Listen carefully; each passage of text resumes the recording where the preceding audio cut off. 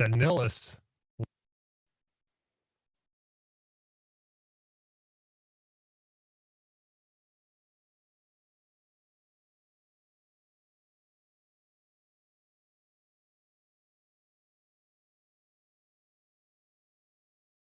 Scott, have you been outside shoveling a little bit of snow today up there north of the border? Oh, Scott. Oh, he can't hear me. All right. Well, we'll just keep on going on. We're having all sorts of fun here today. Gremlins galore. Eddie Belfour just called me a minute ago. He didn't have the Zoom invitation, which I did forward. So we're working on a few things. So Eddie will be joining us either via Zoom or you'll be joining us on from the phone part. Are you back here, Scott? Or Scott's I'm back. Oh, okay, we are. This is not rocket science. This is not brain surgery. Thank goodness for that, Scott. Hi, Scott. How what other than right now? How's your day been up north of the border? Yeah.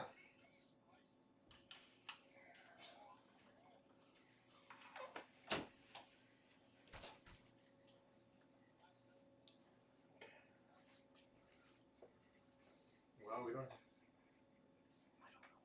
Kind of locked in for the weekend. I have a Jets game on Saturday, but tomorrow's Disney Plus day, so I'll watch a whole pile of television and watch the snow come down. And we'd be very remiss not to say Happy Remembrance Day / Veterans Day. North of the border, it's Remembrance Day. The poppy is obviously a significant north of the border. To all those who have served, we sincerely appreciate your Absolutely. service and making it so we can be free enough to come on the air and talk hockey and do all the things we do on a daily basis. So thank you very, very much. Well, a pretty full lineup. And again, with a few Eddie's situation here, we'll get Eddie straightened out. I have to make a phone call. I may have to throw a commercial break, but we're very agile here. We'll work our way through this. We have Ed Belfour coming on here shortly, a member of the Hockey Hall of Fame. The Carmen, Manitoba native will hopefully join us here momentarily. Josh Morton, the athletic director. And we've talked about this, the growth of college hockey, Scott. It's impressive. Athletic director at Augustana in Sioux Falls, South Dakota. Division I hockey on the horizon in Sioux Falls, which is a dynamic hockey community. A lot of people don't know that. No, but we at Game On in Winnipeg have a tremendous relationship with both the Sioux Falls Power, which are the U18, U16, U15 teams. I think they've got more than that.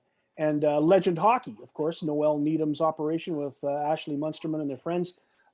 Just a great operation, which of course includes a coach from Manitoba, Shaq Marasti, who helps out there and coaches some of the younger kids at Legend Hockey. So there is a tremendous relationship between Legend Hockey, the Sioux Falls Power, and Winnipeg.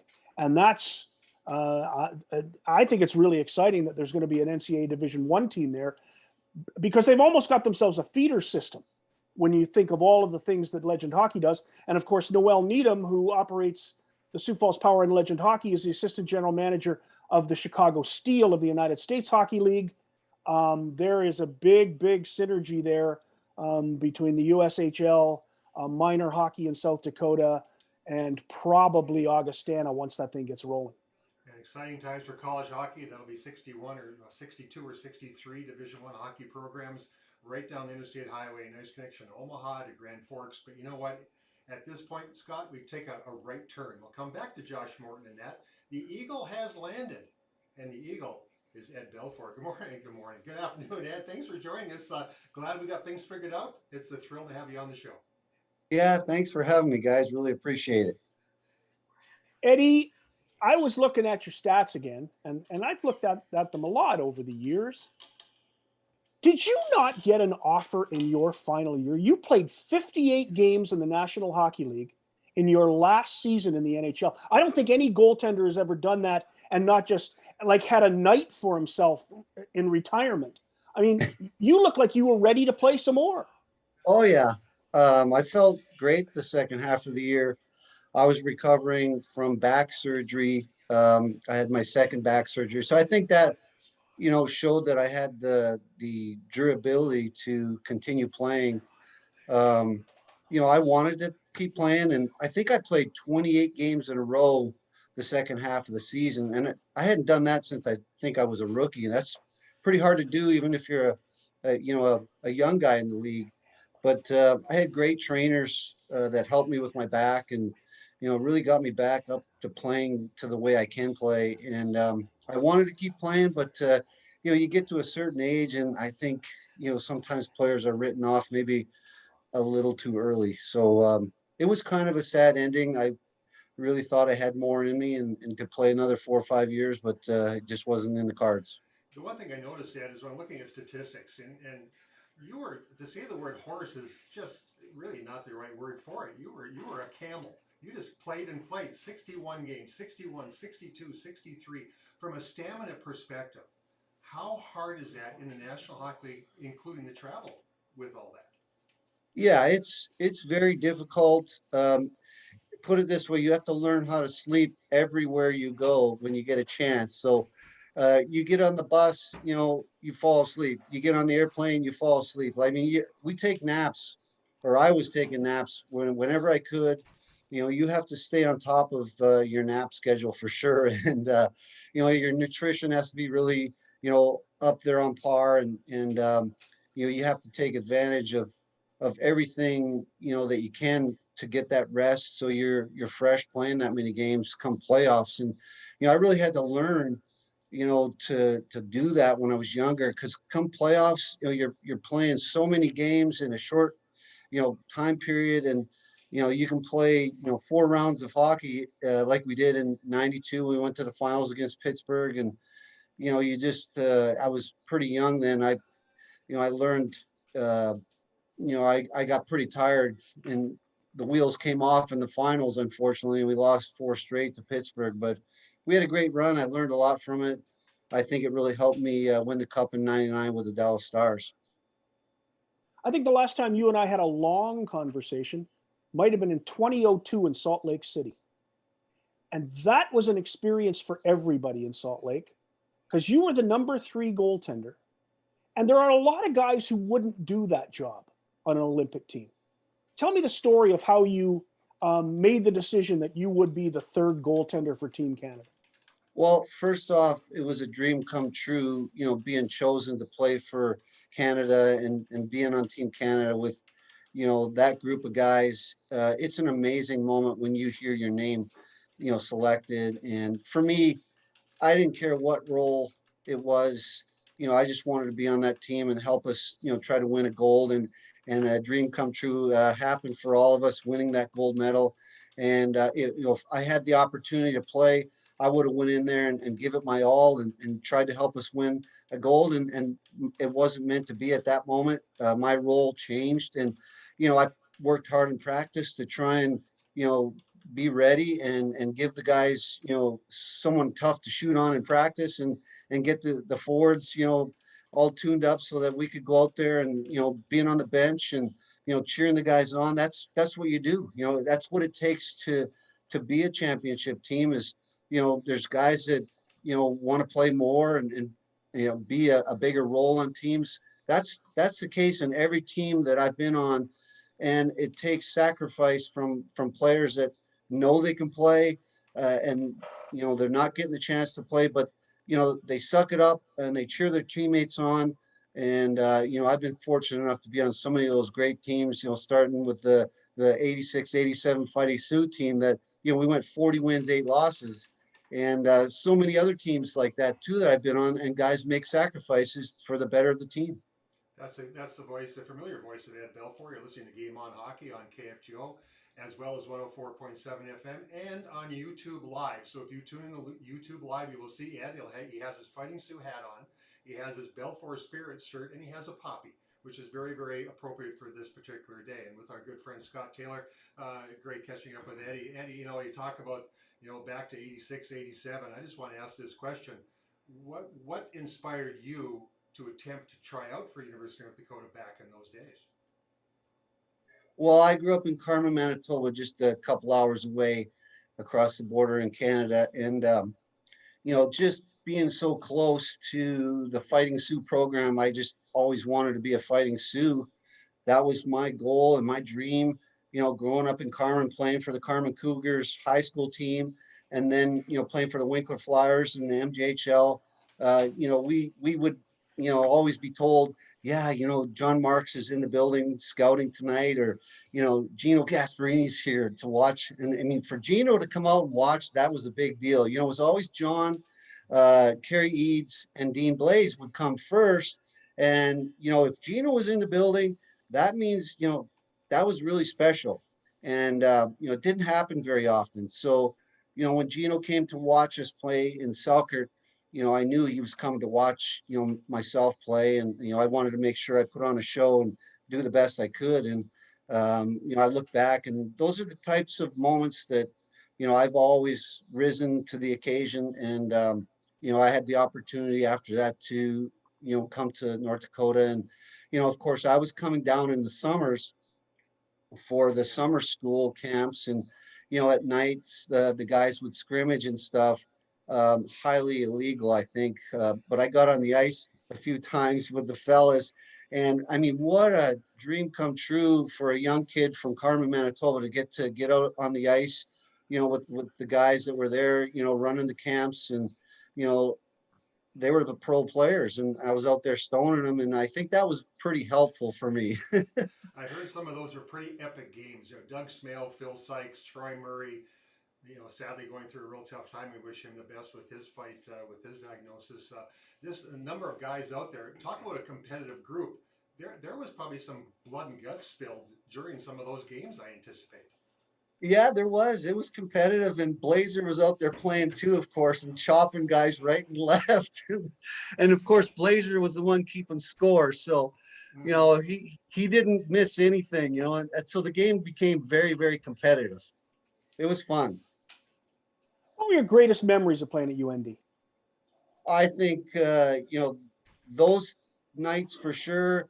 My recruiting trip when Bradbury and Sue took me out, it's just unbelievable weekend. I got to watch Colorado College, that atmosphere of, the fans and the band, and the excitement just was just through the roof. And I wanted to be part of that so badly, and I'd do anything for it, and just train, my ass off in the summer to get ready to come to camp. And then getting the chance to get on the ice with the guys. And we had an awesome freshman group, and Murray Barron and I were roommates, and you had Russ Perrant and Bobber were roommates. It was just um, awesome going through training camp. Of course, we had Blazer, pushing us, and Tony Herkus and I were really good runners. And I think I remember the track coach wanted Herkin to come out for the track team too. So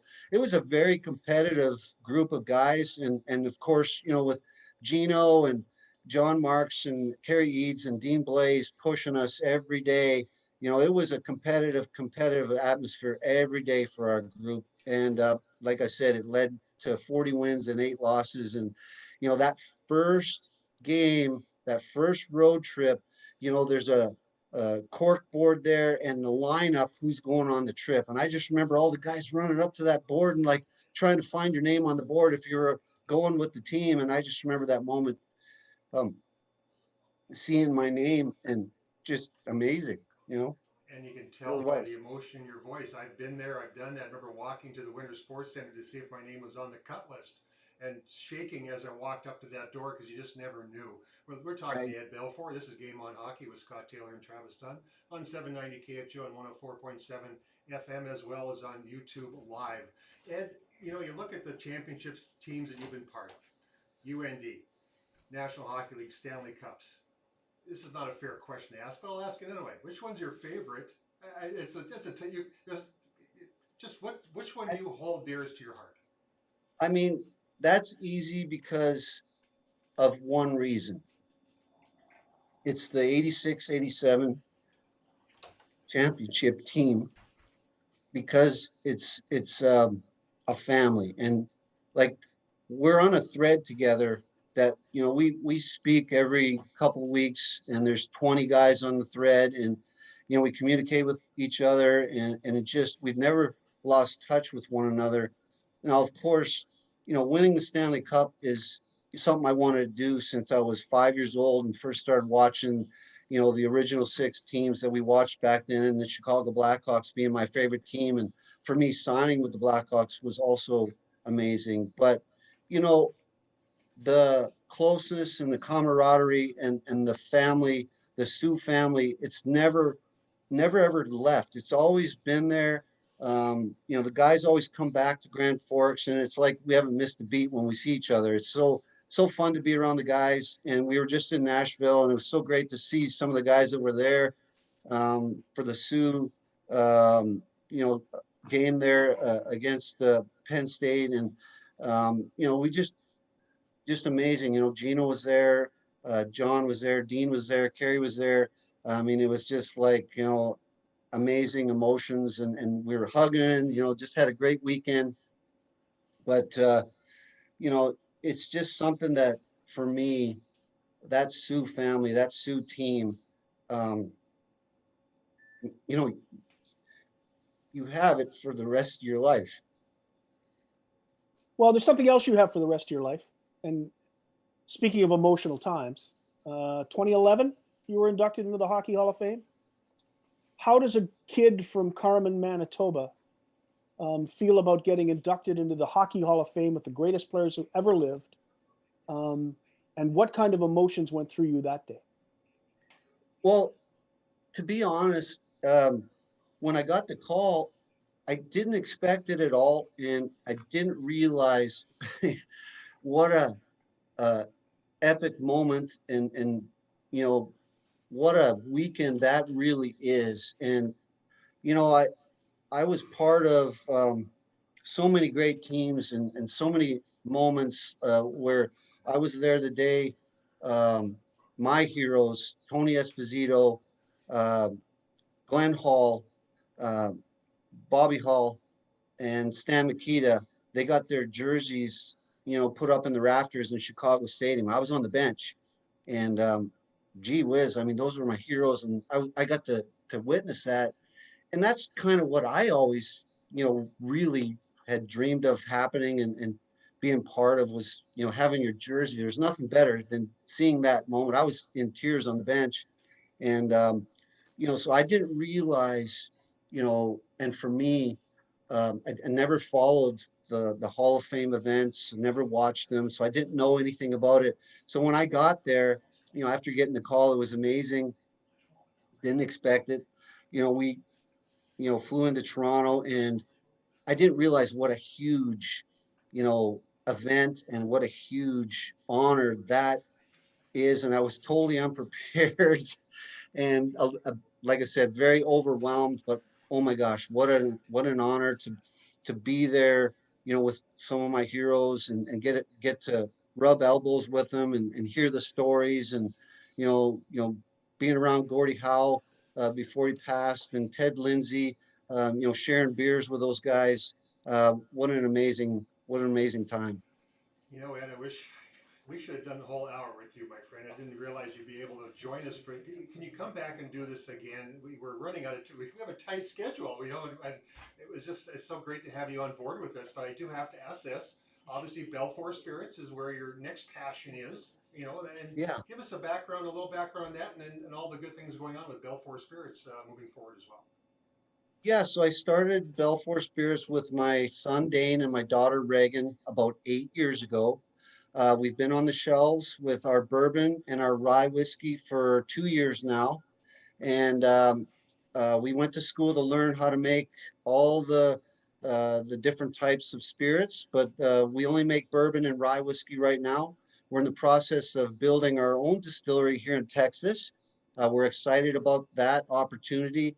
Like I said, we went to school to learn how to make it. We learned about every detail of this business. I just didn't want to be another one of those celebrities that slapped my name on a product and didn't know anything about it.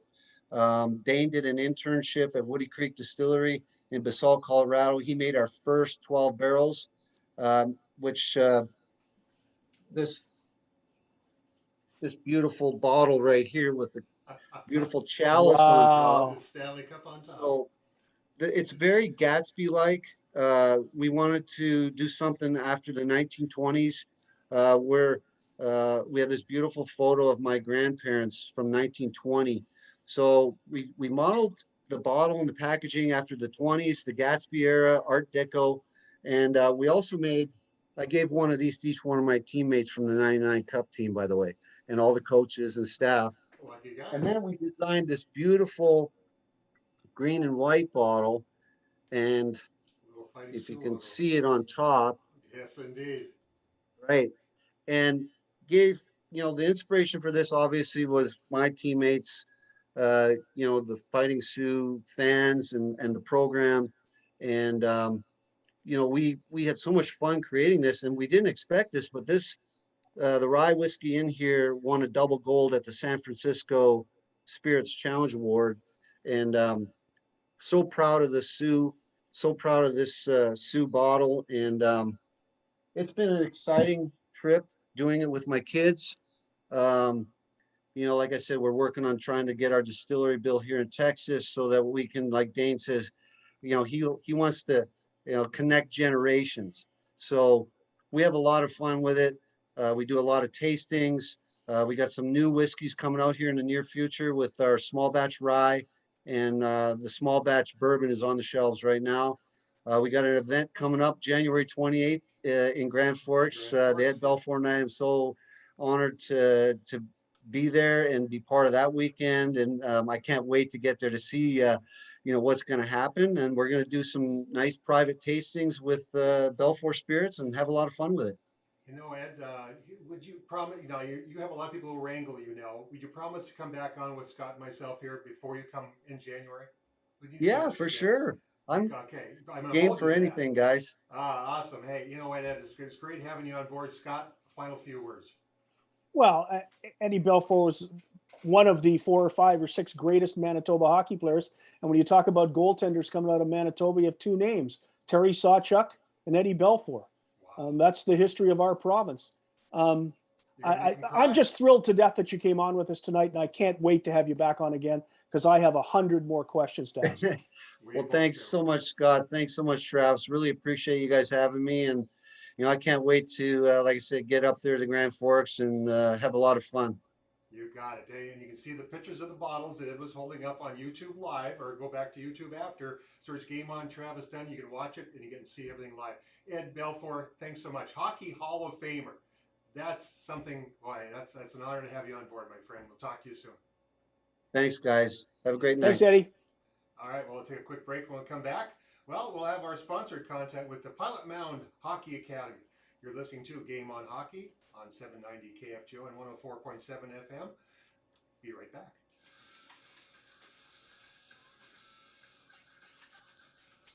When shopping for health insurance, you want what matters most. Premiums, free preventive care.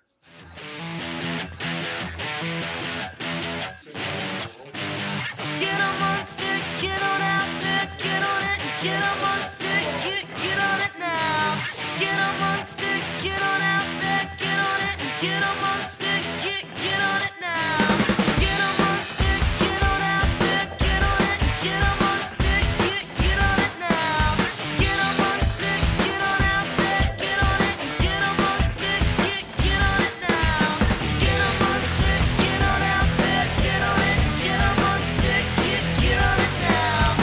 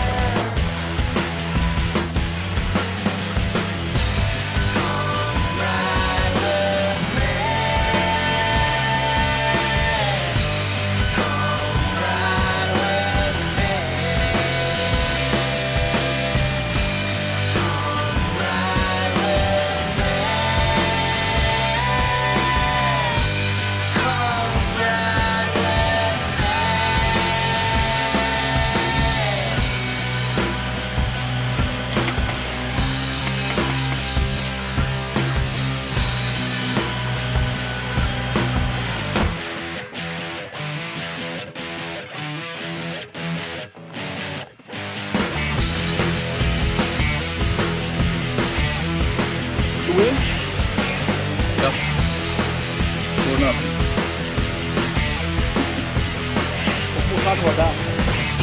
Did you play? The U17 team on Brandon. Did one of the brothers play on that team? No idea. Yeah, but the son of the chief of Dakota Valley Teenage plays on that team.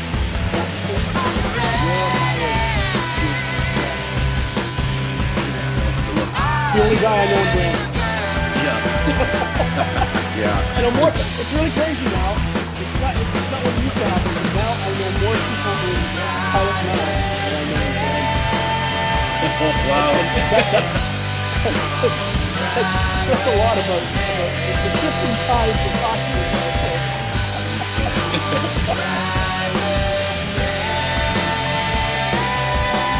How much fun do we get to have each and every Thursday night on Game On with Scott Taylor and Travis Dunn, Eddie Belfour, Hockey Hall of Famer. It was great having him on board with us here earlier, and each and every Thursday.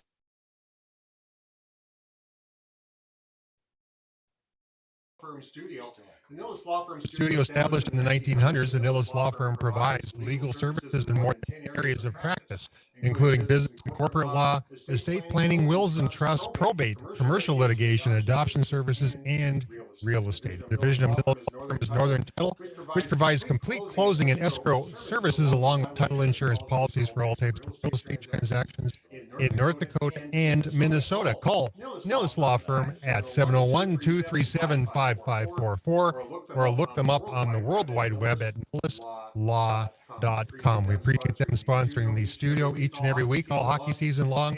And we appreciate our next guest with our sponsored content, and that's joining us, the head coach of the U17 hockey team from Pilot Mound Academy. And that is, okay, I got the name right in front of me. Introduce yourself. I can't find McConnell. it. So many things to remember. Rick McConnell. welcome Rick back. McConnell. Yeah, there we go. Yeah, Rick. Okay. Yeah, it's right here, right in front of me. I just couldn't see it. That's okay. Go ahead, Scott. I'm not that well known, so that's all right. Well, you are to me, Coach, and now we can finally start talking hockey. Yes, for You sure. played a game today. You bet. A Remembrance Day afternoon tilt between you and the Brandon U17 team. Tell me how it went. Oh, well, we came out on top. We won 4-0. I can't say it was our best effort, but it wasn't too bad. A win's a win, and I had a good game out of my goaltender. And we're a team that's a work in progress. So every game, it's not another opportunity for the kids to work on things and improve, and we're doing that. As you head into the season, we're getting now into November. It's starting to feel like hockey with the snow here in Manitoba. It certainly looks like hockey weather. Are you happy with what you have? Would you like a little more? What's kind of the assessment from the coaching staff for this year's Buffaloes? Well, I'm happy with what I got, but I'm always looking for more. I'm one of those guys. I'm always digging. I have high expectations. I push these kids every day, win or lose. I'm always looking for a little more, but it's a whole new crop of kids this year. No returning guys. We'll have 2 or 3 from last year, but we hardly played. So it's a lot of work to get these guys melded together and playing the way I want them, learning new systems, learning to play at this level, the competition level, and just the compete factor. I've really been on my guys, the compete factor. I want more. And I know what it takes to win at this level. So, and I know these kids are wanting that. They just got to buy into what we're teaching them and come to work every day. We're inconsistent. We're really inconsistent right now. And my goal is to get some consistency and be a consistent hockey team. Coach McConnell, we talk about the league. You talk about the competitive nature of the league you play in. Tell us, our listeners, obviously Minnesota, North Dakota, about the league. I mean, it's the competition runs from the East Coast to the West Coast when it comes to the academy hockey programs. Yes, the CSHL is highly competitive. We're playing in the U17 prep level, and there's many. You can't take a night off against any of the teams from top to bottom. There's some teams down there, kind of where we are, with only 2 or 3 wins, but on any given night, anyone can beat anybody. It proved. Edge took it to us pretty heavily out here, and we went out there and we ended up knocking them off It's a very good league, tons of talent. You see a lot of kids being drafted the Western Hockey League and moving on to higher levels out of this league. So yes, it's highly competitive, and then it's just you can't take a night off. You've got to come to play every night. So if I'm a kid in southern Manitoba or North Dakota, and I look at this Pilot Mound team and make an assessment and think I might want to attend school there, what I am getting is not a local hockey schedule, but a schedule that takes me right across the entire western part of Canada. Absolutely. Yes, we play all in Manitoba, Saskatchewan, Alberta, BC, and then most years we're also playing down south. Unfortunately, this year with COVID and what's not, we're not down there, but we play upwards to 70 games. We're on the ice every day, an hour, plus I got them for another 45 minutes or so, depending on dry land. And then these kids often get some free ice in our rink at night too, so they can go out and stick and puck, depending on what's going on in our rink. So there's ample opportunity for these kids to develop on the ice with the coaching they're getting. And it's being on the ice to me is a huge thing every day. I know I coached at the AAA level for years, and not bashing the program. It's just another program, but most teams are only on the ice a couple times a week. And I since I've come to this program, I've seen a big difference in these kids, the development, just being on the ice every day, and also being not forced, but encouraged and working on the off ice. Some kids don't realize how important off ice is right now. The game has changed. You got to take every advantage you can to help yourself become better, because there's a lot of guys out there doing that, and we provide that, or we think we do, and I'm confident in what we've been doing with our all-around program. You're talking to Rick McConnell, the head coach of the U17 program for the Pilot Mound Hockey Academy on 104.7 and 790 KFGO. We had Eddie Belfour on here a few minutes ago. One thing I think that's kind of getting lost in some of this younger generation, and I saw this in Moorhead at a tournament here, a U18 tournament recently. The history of the game is, these youngsters don't know the history of the game as much as they used to. Is that a fair comment? Yeah, I would say that for sure. I've really found it interesting. I talk with my kids a lot. I grew up watching the game every night, watching the game at all levels, and I'm finding the new generation here, we spend a lot of time on computer and phones and this and that. And we talk to our kids constantly about watch the pros play, watch junior hockey, watch college, learn from them, see what they're doing, believe in what we're telling you, because we spend a lot. It frustrates me, to be very honest, the amount of time we spend not watching the game and doing other things. And I agree, you need to do other things too, but it's changed. I've really noticed a difference in talking to a few of the older guys around here. They agree. The kids spend way too much time on their phones, to be simple. It's the new age, but I'd prefer they spend a little more time watching the pros, watch anybody. You can learn from watching anybody play the game. A great comment made today, and it reinforces what you're saying. Jason Hajdu, who we had on the program last week, the new communications director of College Hockey Inc. Yep. Talked about today the differences in the game from when he started out in Regina a number of years ago. And one of them is the organist when the play stops. Because it used to be the fans clapped when the organist played. And today it's silent because they're all on their phones. Yeah. It's different in the crowd. It's different at Pilot Mound. It's different when you watch NHL players enter the building. They're looking at their phones. They're probably playing NHL, but they're looking at their phones. Yeah. It's a different world than it used to be. It sure is. Well, they sit quietly on the bus while they head across Western Canada. Coach Rick McConnell, thanks so much for being on with us. Great to get an update on how your team is developing and what you're looking for. And again, you have the opportunity right now to talk to some players in Minnesota, Southern Manitoba, North Dakota. Tell them why they should choose Pilot Mound. Well, it's a great opportunity. Small town living. We care about everybody here. You're well known. Like I said, we're on the ice an hour to a little longer every day. We do dry land every day. We have a small school. You're cared about. Everybody knows what's going on. The kids take part in a lot of community events, volunteering.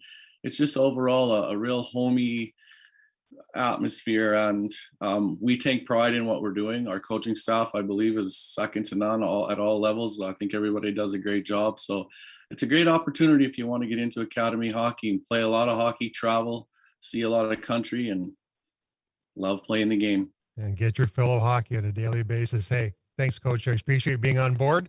We're going to take a quick break. When we come back, the athletic director from Augustana College, the newest Division I hockey program in all of college hockey. You're listening to Game On Hockey with Scott Taylor and Travis Dunn on 104.7 FM and 790 KFGO. Thanks, guys. Thanks, Rick. Appreciate it. Great stuff. Thanks, bud. Yeah, talk again. Yep.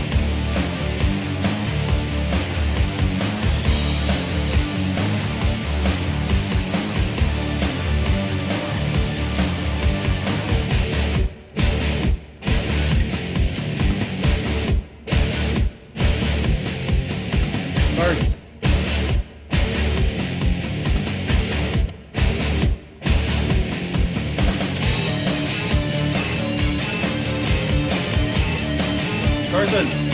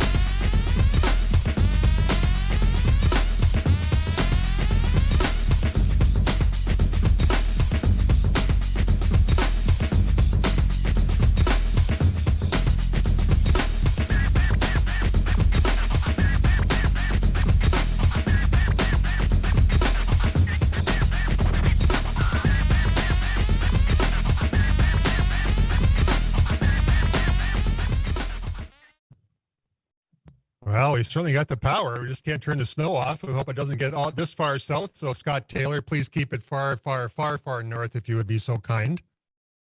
Well, we got it here. It's winter. It feels like Christmas today.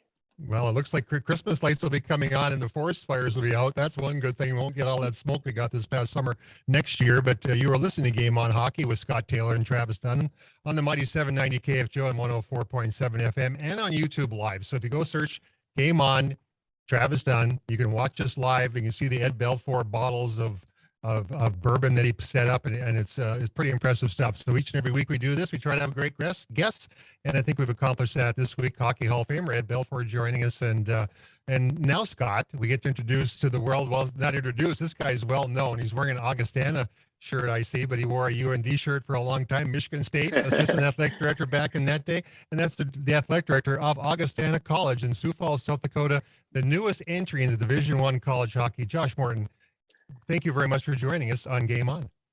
Yeah, Travis, great to be here. One correction, Augustana University. We used to be Augustana College. We are now Augustana University. I got the correction there. But yeah, proud to be wearing the Augustana blue and gold. And yeah, love talking hockey. The last 6 months have been pretty incredible. So happy to talk to you guys.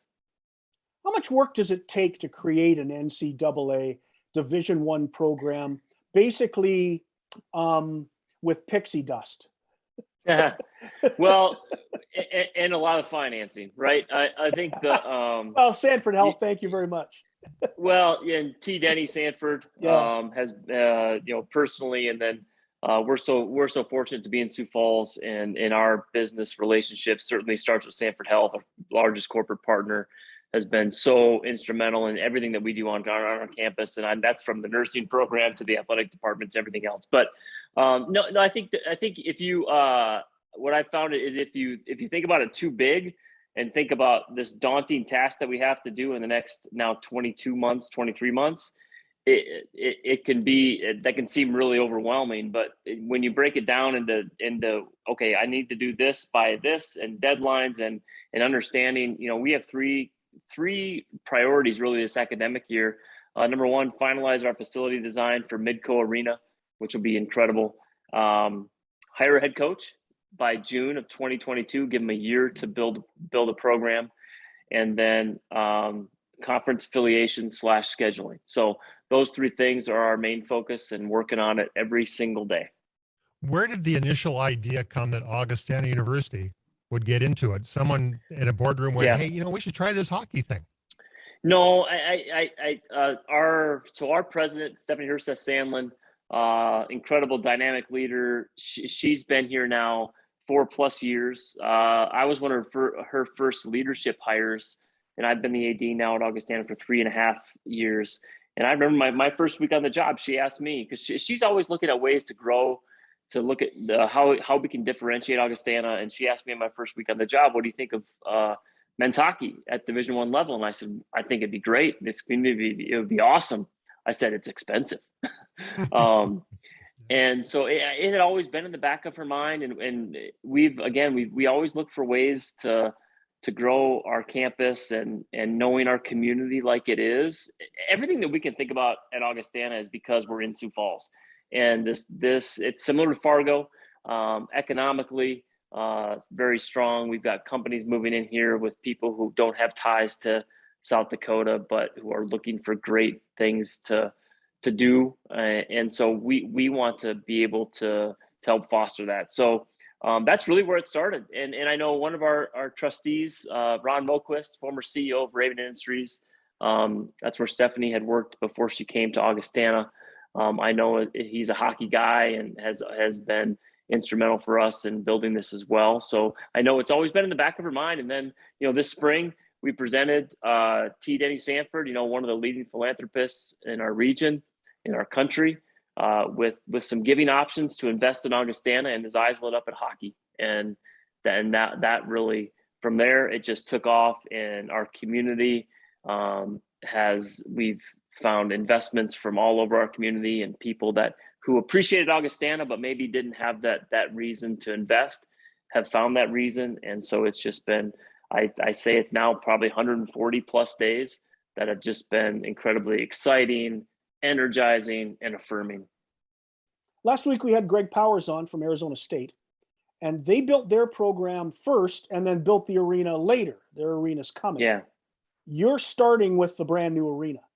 Yeah. How did that get started? How did it get rolling?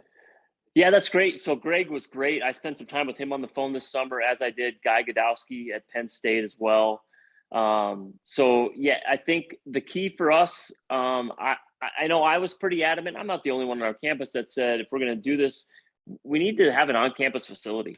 It just changes the whole dynamic of everything. But just from an AD's perspective on the revenue side, you hate to see revenue walking out the door when it comes to ticket sharing and sponsorships and things. So that was key. And then just to have that vibrancy of being on campus. So we knew we wanted to do that. And so I think from the start, we said, this is how we want Augustana to start hockey is with an on-campus facility. So I understand, certainly different ways to do it.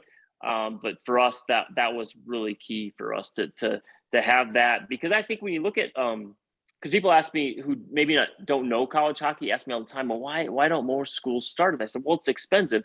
Ice, because you want ice on your campus, because you want to be able to practice, you want to bring people to your campus for game nights, and that's a huge, that's $40 billion plus. So we felt like that was a huge milestone to hit, and so we're thrilled to be, we're on hyperspeed now for the design of the interior of Midco Arena, and can't wait for October of 2023, which will really come fast.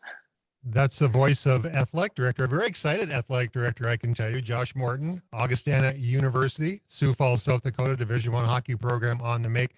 And this segment, I have to bring this up, is brought to you by the Golf Center in Grand Forks. Josh, when you were living up in Grand Forks, you probably bought some golf clubs from the Leeches. Well, they have the Golf Center in Grand Forks now. And if you're looking to play some golf indoors now that the snow's coming, they have SkyTrack.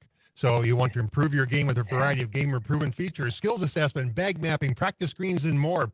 Practice and play on your terms, rain or shine or snow, 365 days a year. Accuracy, play the world's most famous courses, fun challenges. It's all available to you at the Golf Center. Stop in at 3001 South Columbia Road in Grand Forks, or call 701-775-0019.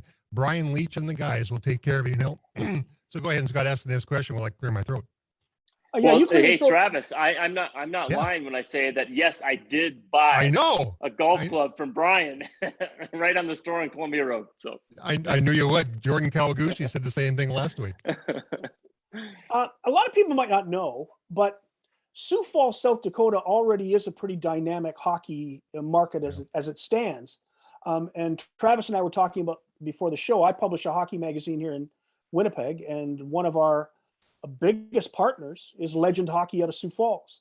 A number of Winnipeg youngsters have gone down to Legend, played for the Sioux Falls Power.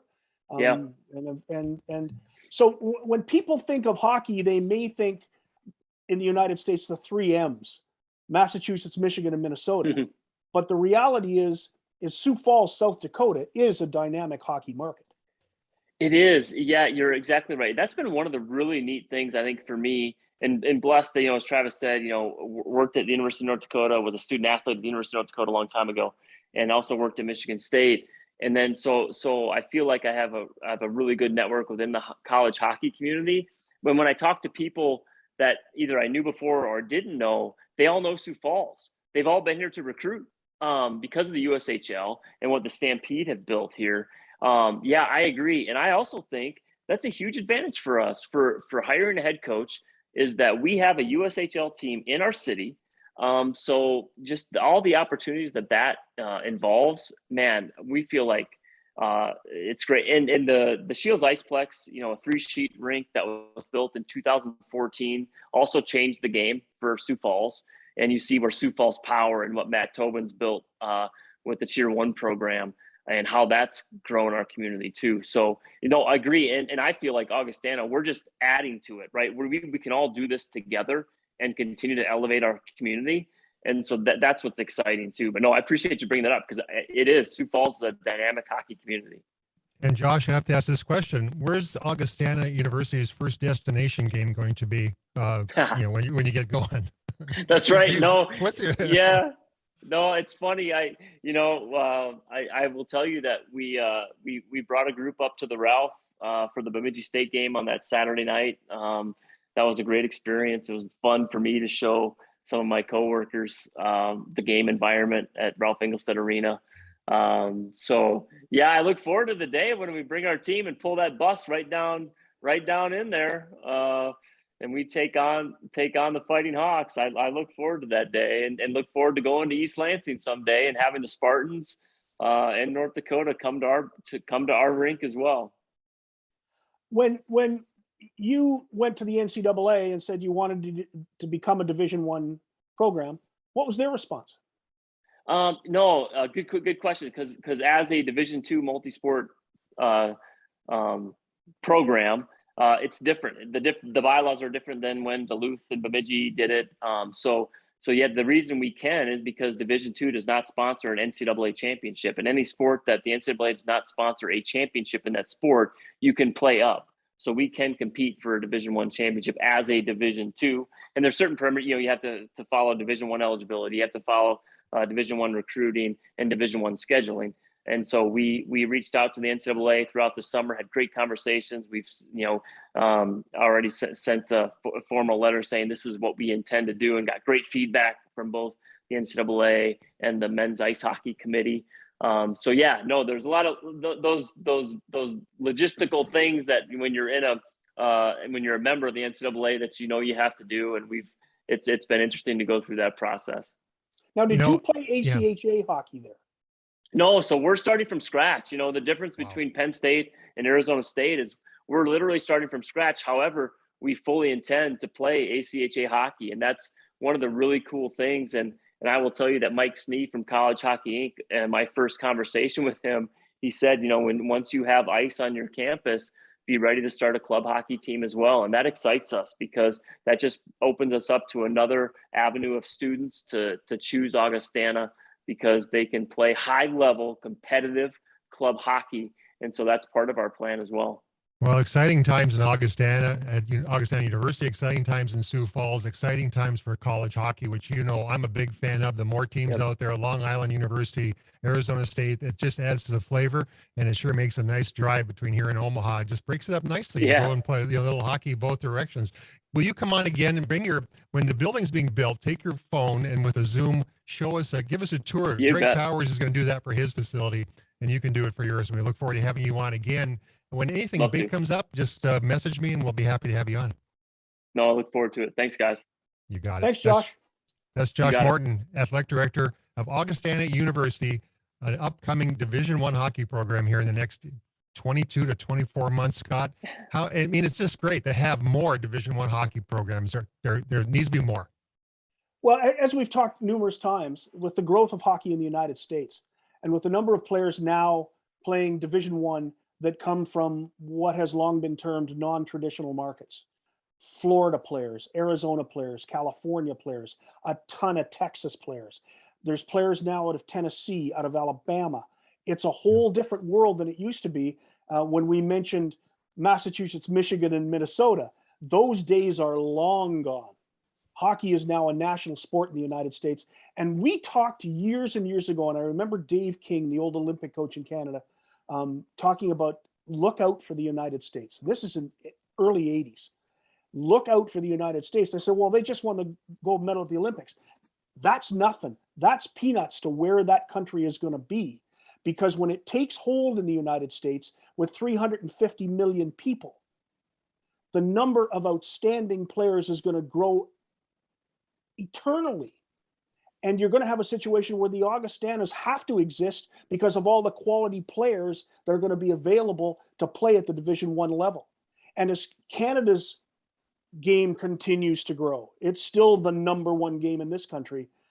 There has to be places for players to go. And that's why you need Long Island and Arizona State and Augustana and everybody else who wants to join Division I. And the thing is, as Josh shared, the other coaches around the country, the athletic directors, all helping and getting ideas to help each other grow this great game. And that's the important part of it. Well, we're down to the last minute and a half. Remember to stay tuned. A little football game going on after this one tonight. The Ravens versus the Dolphins on Westwood 1. Stay tuned after the show for that. And we're running down to the last minute and a half. Anything other good things beside the Jets going on? The Wild are playing pretty well right now. And, one thing I wanted to get into, why does everyone have to have a fight after a good hit? It makes me so angry. Tyler Clevin has a nice clean hit at the blue line.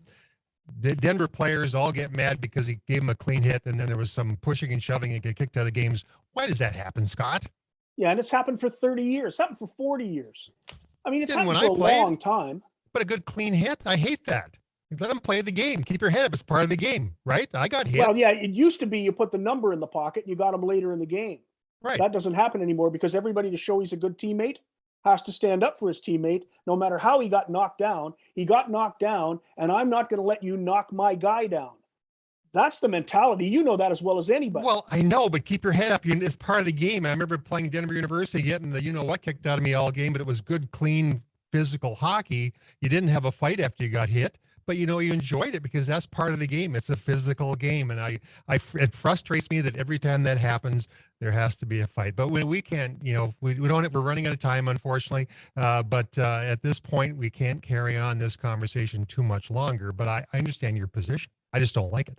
Well, no, it's not a position. I'm just trying to tell you what the mentality of that particular moment is. I mean, I agree with you. They don't need to do that. Yep. But we can have a long conversation on fighting in hockey, and I would love to have that conversation with you. We will. And then we'll also thank our guest, Ed Belfour, Hockey Hall of Famer, that joined us. We could have done 2 hours with him. We will next time. The whole show will be an Ed Belfour show. Rick McConnell, a great insight. Good win today. Good win today. And Josh Morton, exciting times in Sioux Falls, South Dakota. Boy, Division I hockey in the Valley. I'll include Sioux Falls in the Valley. But it's awful exciting to see Augustana University jumping on board. With that, we have to say goodbye, Scott. For Scott Taylor, I'm Travis Dunn, Polly Alliance. You've been listening to Game on Hockey. You've been watching it on YouTube Live. Come back and do this next week. We'll enjoy it. We'll do it even better. You're listening to Game On from the mighty 790 KFGO and 104.7 FM. Good night and be safe out there.